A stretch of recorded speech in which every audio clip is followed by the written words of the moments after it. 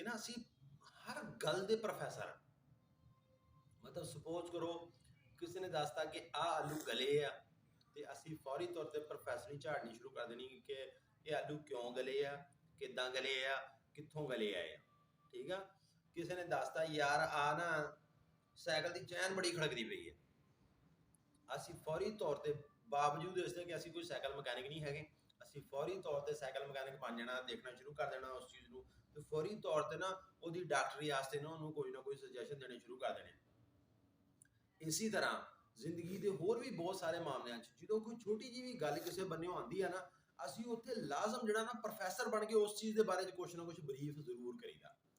ਆਹ ਜਿਹੜੀ ਬਰੀਫਿੰਗ ਆ ਨਾ, ਅੱਜ ਦੇ ਦਿਨ ਤੋਂ ਬਾਅਦ ਤੁਸੀਂ ਇਹ ਨੋਟਿਸ ਕਰਨਾ ਕਿ ਇਹ ਬਰੀਫਿੰਗ ਪੂਰੇ ਦਿਨ 'ਚ ਤੁਸੀਂ ਕਿੰਨੇ ਲੋਕਾਂ ਨਾਲ ਕਿੰਨੀ ਵਾਰੀ ਕੀਤੀ, ਤੇ ਤੁਹਾਨੂੰ ਆਈਡੀਆ ਹੈਗਾ ਕਿ ਤੁਹਾਡਾ 80% ਟਾਈਮ ਜਿਹੜਾ ਨਾ ਇਸ ਕਿਸਮ ਦੀ ਬਰੀਫਿੰਗ ਦੇ ਉੱਤੇ ਗਿਆ।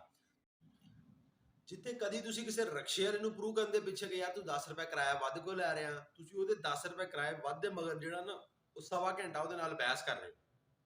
ਸਬਜ਼ੀ ਇਲਾਵਾ ਉਹ 2 ਰੁਪਏ ਵੱਧ ਲਾ ਰਿਹਾ ਕਿਲੋ, ਮਗਰ ਤੁਸੀਂ ਉਹਦੇ ਨਾਲ ਬਹਿਸ ਕਰਕੇ ਉੱਥੇ ਟਾਈਮ ਜ਼ਾਇਆ ਕਰ ਰਹੇ ਹੋ।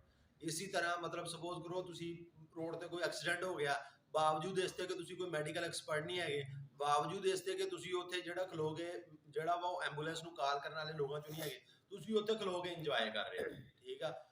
ਆਹ ਜਿਹੜੀ ਛੋਟੀਆਂ ਛੋਟੀਆਂ ਐਕਟੀਵਿਟੀਆਂ ਨਾ, ਜਿੱਥੇ ਅਸੀਂ ਪ੍ਰੋਫੈਸਰ ਬਣ ਜੀਦਾ ਵਾ, ਜਿੱਥੇ ਅਸੀਂ ਫੌਰੀ ਤੌਰ ਦੇ ਉੱਤੇ ਜਿਹੜਾ ਵਾ ਨਾ ਉਹ ਸਿਰਫ ਅਬਜ਼ਰਵ ਕਰਨਾ ਸ਼ੁਰੂ ਕਰ ਦਿੱਤਾ, ਇੱਥੇ ਅਸੀਂ ਆਪਣਾ ਟਾਈਮ ਵੇਸਟ ਕਰ ਰਹੇ ਹਾਂ।